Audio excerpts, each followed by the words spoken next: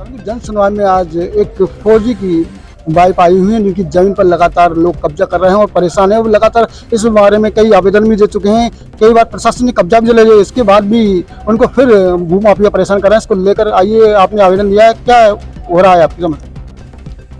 मैंने कलेक्टर साहब को आवेदन दिया है। 3 बार जन सुनवाई में मुझे कब्जा दिलवा दिया गया है, लेकिन सामने वाला चंदन लोधा ज़मीन को नहीं छोड़ रहा है। इस बार मैंने उसमें मक्का की फसल बो दी थी, आधे में घास था, उसको भी काट ले गया। 10 अक्टूबर को मैंने कैंट थाने में एफआईआर के लिए आवेदन दिया था, एफआईआर नहीं हुई। इसके बाद 10 तारीख को नवंबर में मैंने वापस जेसीबी खेत पे भेजी थी चारों तरफ नाली खोदने के लिए, उसे भीलों द्वारा तोड़वा कर वापस कर दिया। फिर मैंने एसपी साहब को आवेदन दिया, उसके बाद अभी तक कोई कार्यवाही नहीं हुई। और जब भी यहाँ से प्रशासन जाता है कब्जा दिलवाने के लिए तो वह बोल देता है, लिख कर दे देता है कि मैंने कब्जा छोड़ दिया। उसके खिलाफ जेल की कार्रवाई कभी नहीं होती है और वह निरंतर वही काम करता रहता है। माता जी, फौजी की वाइफ भी नहीं है और इसको लेकर भी क्या प्रशासन एक फौजी की वाइफ के साथ न्याय नहीं कर रहा? प्रशासन बिल्कुल न्याय नहीं कर रहा है। आज भी कलेक्टर साहब मेरे से पूछ रहे थे कि क्या कार्रवाई की जाए। मैंने कहा कि बार बार वो कब्जा कर रहा है साहब, उसको जेल भेजा जाए और मुझे पुलिस सहायता प्रदान की जाए, जिससे मैं चारों तरफ मेड़ खुदवा दूँ जेसीबी से। कलेक्टर साहब ने बोला है, आश्वासन दिया है कि मैं ये तहसीलदार को फॉरवर्ड कर रहा हूँ, तुम्हारा काम जल्द से जल्द निपट जाएगा। ये देखिए, आपको बता दूं कि फौजी की वाइफ लगातार परेशान हो रही है और बुजुर्ग हैं और प्रशासन कई बार कब्जा दिला चुका है, लेकिन भूमाफिया है कि मान नहीं रहे, लगातार बार बार कब्जा कर रहे हैं। इसको लेकर फिर आज आवेदन देने यहाँ पर आए। अब देखना है कि क्या प्रशासन इस मामले में कोई कड़े कदम उठाते हुए फौजी की वाइफ को न्याय दिलाएगा या नहीं।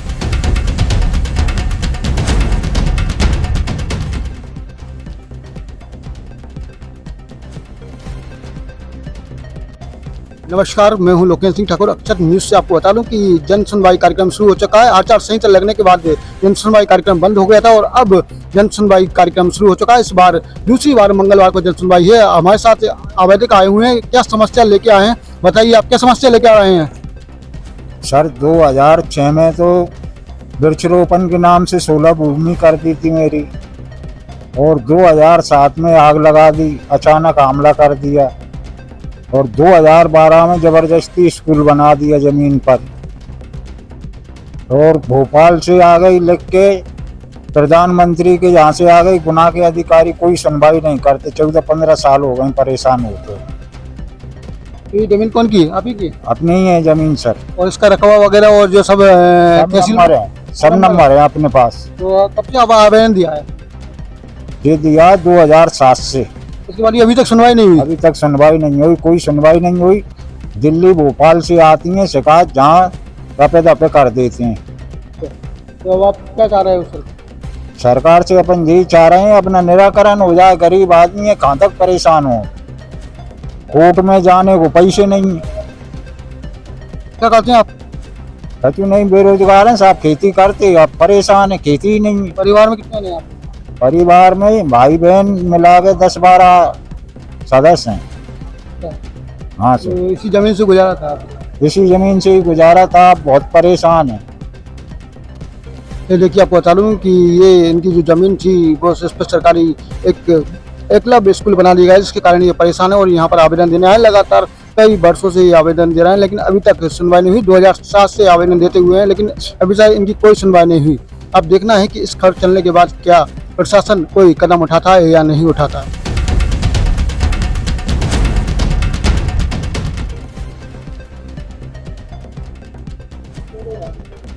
क्या नाम है अम्मा आपका? कुसुम भाई।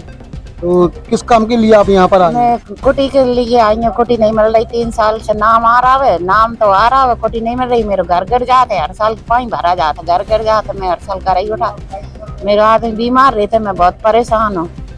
पैसा वहाँ तो मैं बनाऊँ, अब कुटी का फार्म भर के परेशान हूँ। नगर पालिका काम के बार घर आई कह देते नाम आ रहा, मगर कोई सुनवाई नहीं।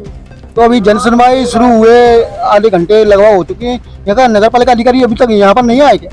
अभी तो नहीं आए, वरना कही थी जब कुर्सी पे बैठेंगे तो बैठे ही नहीं।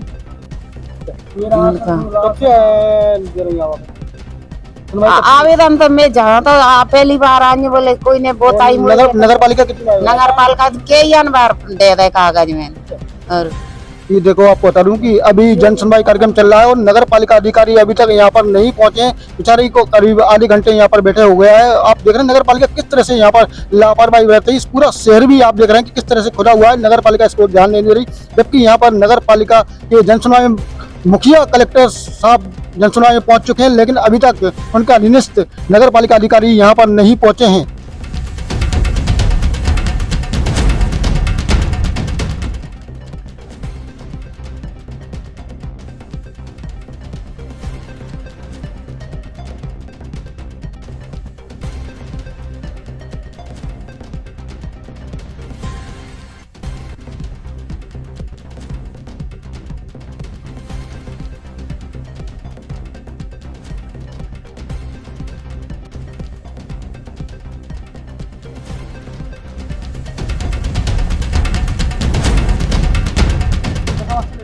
मैं आरोन से आया हूँ साहब। आरोन में शासकीय भूमि है, सर्वे नंबर 1511।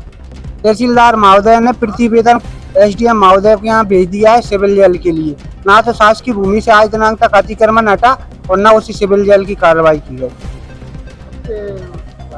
ये करीबन मैं तो 2018 से लगा हूँ, 4 महीने तो एसडीएम साहब के हो गए आरोन में। ना तो सिविल जल भेजा उसको, ना आज दिनांक तक अतिक्रमण हटा मौके से। विजय प्रकाश शर्मा।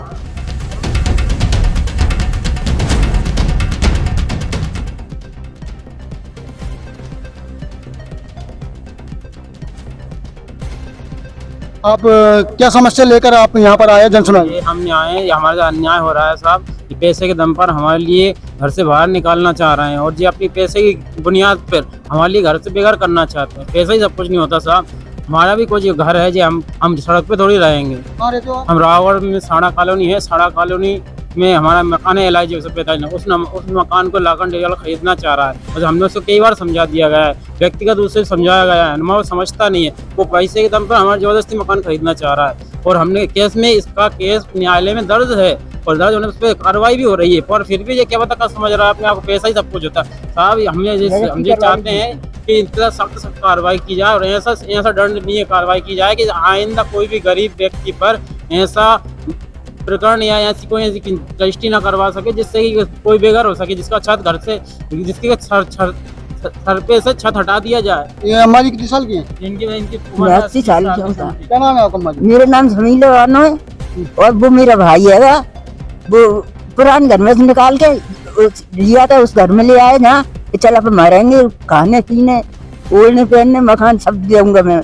और उस दिन से किराया से रहता फिर रहा इधर उधर, न मुझे खाने न पीने न कुछ भी नहीं है। और मेरे कपड़े भी 4 जोड़ कमानू काम फटक रखे और बीड़ी बनाने का सामान भी, चप्पल भी, सब काम। और जिक्र रहा 5 लाख रुपए लगना, मर तुझ घसीटवा के मकान से निकलवाऊंगा, धमकी दे रहा है। तो आपने इस मामले में पुलिस को रिपोर्ट की थी? आप सुनते ही नहीं है, मतलब पैसे भर देता है। पैसे भर देना, हमारे आवेदन नकली दिए जाते, मेरे FIR नहीं की जा रही है, हमें गुमराह किया जा रहा है। कलेक्टर साहब से यही निवेदन है कि हमें हमारी FIR की जाए और उनके साथ सख्त कार्रवाई की जाए।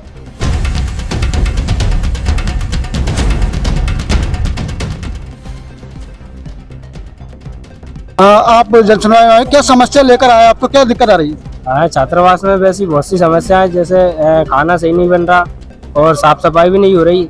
ये मतलब सीपर है, वो सीपर भी नहीं आता है साफ सफाई के लिए।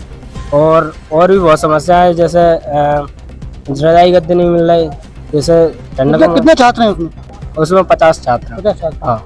तो कब से समस्या आ रही है आपकी? ये तो लगभग 2 साल। हाँ, लगभग 2 साल। तो आपने इसकी आवेदन दिया था? हाँ, कई बार दे दी है पर कोई सुनवाई नहीं होती है। अधीक्षक सर जी बोलते हैं मैं जैसे खाने की कोई समस्या हम बता देना उनको, ये खाना ऐसा है वैसा है, तो वो अधीक्षक सर जी बोलते हैं कि मैं मेरी जेब से दे रहा हूँ पैसे, मुझे विभाग से कोई नहीं मिलता। क्या नाम है? भाई वो विनोद रघुवंश जी। हाँ। ये देखिए, आपको बता दूं कि विनोद रघुवंश जी जो अधीक्षक हैं वो लगातार छात्रों की समस्या को ध्यान नहीं दे रहे हैं और आज जन सुनवाई में वो अपना आवेदन लेकर आए हैं। अब देखना है कि जन सुनवाई में आवेदन देने के बाद प्रशासन क्या कदम उठाता है। क्या अधीक्षक को इस बारे में हिदायत देंगे कि इन छात्रों की देखो कि ये छात्र दूर दूर से आते हैं यहाँ पर पढ़ाई करने के लिए। क्या नाम है आपका? मेरा नाम खूब सिंह मीना है। क्या समस्या लेके आए हैं आप? समस्या ये है सर कि मेरी ज़मीन है 0.627 पर अनावेदक ने कब्जा कर रखा है। तो पर से आदेश भी हो गया था, कब्जा भी दे दिया गया था 26/10/2023 को, लेकिन भूमि चिन्ह भी लगवाए गए थे, चिन्ह मिटा दिए गए हैं और भूमि पर जाते हैं तो अनावेदक जान से मारने की धमकी देती है और पुलिस के पास जाते हैं तो पुलिस भी झूठा हमारे ऊपर केस लगाने की कोशिश कर रही है। ये बोल रही भूमि पर जाते हैं तो तुम्हारे खिलाफ हम कार्रवाई थोड़िया में सर जी सियाकड़ी पंचायत में। मैं उनका लड़का हूँ, खूब सिंह मीना का लड़का हूँ, अशोक मीना जी सर। सर कम से कम 2013 से अभी तक 1000 बार आ चुका हूँ सर। सिर्फ आश्वासन ही दिया जाता है, मुझे मेरी भूमि अभी तक नहीं मिली है। 13 साल से परेशान हूँ सर।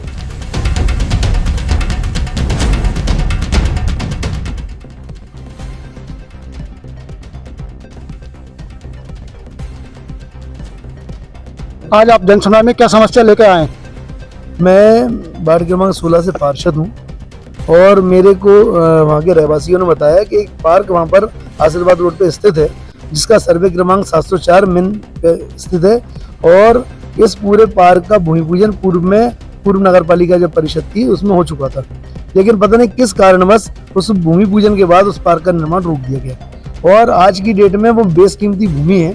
इसको लेके कॉलोनाइजर का मन हमेशा बदलता रहता है और ये अकेले वार्ड क्रमांक 16 में चौधरी कॉलोनी की स्थिति नहीं है, चाहे वो और भी जगह हो। वार्ड क्रमांक 16 में और भी ऐसे स्थान है, जिनमें शहर में भी ऐसे कई स्थान है कि पहले तो कॉलोनाइजरों ने पार्क की जमीन छोड़ दी, लेकिन अब वो महंगी होने की वजह से उनको धीरे धीरे संरक्षित करके सेटिंग करके बेचा जाता है। और ऐसा ही एक मामला हमारे चौधरी कॉलोनी में हमारे वार्डवासियों ने बताया कि इसकी भूमि पूजन होने के बाद भी इसका कार्य रुक गया। क्यों रुका, इसका मैं आज जिलाधीश महोदय से हम लोग मिलने आए थे। पूर्व में भी इन्होंने जिलाधीश महोदय को, इनसे पूर्व जो जिलाधीश थे उनको आवेदन दिए हैं, सीएम हेल्पलाइन में भी लगाया है, लेकिन अभी तक इसका कोई निराकरण नहीं हुआ। इसका निराकरण क्यों नहीं हुआ? मेरे भी ये चाहत है कि मेरे वार्ड में बहुत सुंदर पार्क बने और बच्चे वहाँ पर खेलें। जैसे कि हमारे वार्ड में 4 से 5 पार्क ऐसे हैं जो विकसित हो चुके हैं और उनमें आज की डेट में झूले, फिसल पट्टी, पेड़ पौधे, इतने सुंदर पार्क हैं। मैं भी चाहता हूँ ये भूमि हमको सीमांकन करके दी जाए, हम सभी वार्डवासी इसको विकसित करेंगे। हम आगे रहवासियों का कहना है कि हम लोग किसी प्रशासन के सहयोग के बगैर भी उसको विकसित करने के लिए तैयार हैं। मैं वार्ड क्रमांक 16 में रहता हूँ। वार्ड क्रमांक 16 में अब्दुल जब्बार की जमीन है, उसमें पार्क एनटीपीसी से अप्रूव करके छोड़ा गया था। वर्तमान में वह व्यक्ति पार्क बेचने को उतावला है। इस पार्क का पूर्व में नगर पालिका परिषद द्वारा भूमि पूजन किया जा चुका था और उसने जो कोर्ट में केस लगाया था वो केस हार चुका। हमने कलेक्टर महोदय को एनटीपीसी से अप्रूव नक्शा भी पेश किया, उसमें पार्क की जगह बताई गई है। 2 पार्क हैं, तो एक पार्क जो हमारे बगल में उसको बेचने के लिए प्रयासरत है और भूमाफिया उसको खरीदने के लिए तत्पर है, क्योंकि बेशकीमती जमीन हो चुकी है। ये पार्क बिल्कुल आशीर्वाद हॉस्पिटल के जस्ट सामने है। आप अभी ये अपने जो आवेदन लेकर पहली बार आए हैं कि इससे पहले भी आप आवेदन? पूर्व में भी हम कलेक्टर जो महोदय थे उनसे मिल चुके थे और हमने सीएम हेल्पलाइन वगैरह में शिकायत की थी, तो उस समय को इनका कार्य रुक गया था। चूंकि अब वर्तमान में ये दोबारा उसको बेचने के लिए तत्पर है, इसलिए हम दोबारा कलेक्टर महोदय से मिले। हम सभी कॉलोनी वासी विकास समिति कॉलोनी वासी जो पार्क समिति जो हम लोगों ने बनाई है, इसी कारण से बनाई कि हम 4 साल से, पिछले 4-5 साल से, विगत 4-5 साल से काफ़ी तंग आ गए हैं और कॉलोनाइजर जो कि हमको डरा रहा है, धमका रहा है, मगर ना तो नगर पालिका सीएमओ ने कोई सुनवाई की। पिछली बार भी जिलाधीश महोदय को हमने ये लिखकर दिया, आवेदन दिया और सीएम हेल्पलाइन में भी हमने ये एक कंप्लेंट दर्ज कराई, अगर इस आज तक कोई कार्रवाई नहीं हुई। और इसके 2 बार भूमि पूजन हो गए और टेंडर भी निकले जा चुके हैं। पार्षद के कहने पर भी अध्यक्ष महोदय भूमि पूजन के टाइम उपलब्ध नहीं हो पाए, बस आश्वासन देते रहे कि बहन जी आप पहुंचो, हम आ रहे हैं। इसके बाद फिर वो फाइल हमेशा के लिए बंद हो गई। तो जिलाधीश महोदय के समक्ष हम दूसरी बार आए हुए हैं और यही रिक्वेस्ट कर रहे हैं कि इस पार्क की जमीन को बिकने से रोका जाए, क्योंकि भू माफिया काफ़ी हावी है और कई लोगों ने फोन लगाकर बोला कि हमने साथ ये सौदा कर लिया है और ये बिक चुका है। तो जिलाधीश महोदय के समक्ष यही आवेदन लेकर आए कि इसको बिकने से बिक्रे होने से रोका जाए और इसको सीमांकन कराकर नगर पालिका के हैंडओवर किया जाए और तत्काल प्रभाव से इसका विकास किया जाए। देखिए आपको बताऊं कि विकास कॉलोनी समिति द्वारा एक आवेदन लेके कलेक्टर के पास आए हैं। जो पार्क की जमीन थी उसको भूमाफिया बेचने के चक्कर में इसमें रोक लगाने की मांग को लेकर आज यहाँ पर आवेदन लेकर ये लोग आए हुए थे।